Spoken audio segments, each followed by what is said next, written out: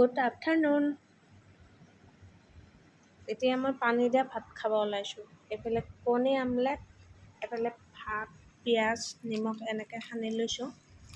আজি যিহেতু 15 আগষ্ট, মাছ মাংস খাবৰ মোৰ ইচ্ছা নাই, এলাহ লগা হৈছে আৰু সেইটো কাৰণে আজি এনেকৈ খাম। এনেকৈ ভাল লাগে কেতিয়াবা।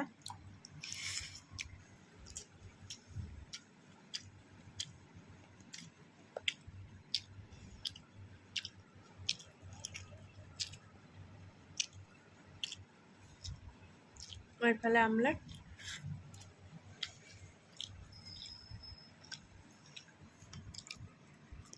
বাকী আপোনালোকে ভাত খালেনে? বহুতে আজিতো পিকনিক যাব, অফিচ কাছাৰীত খানা হ'ব। অফিচত মোৰো আছিল, কিন্তু আজি যিহেতু 15 আগষ্ট কেনেকৈ যাম নাজানো আৰু।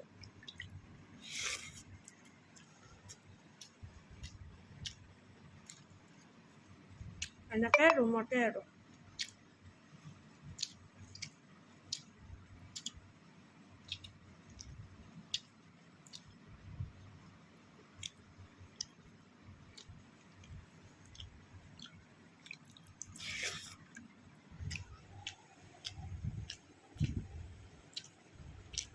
আজিলৈ ভিডিঅ'টো ইমানেই।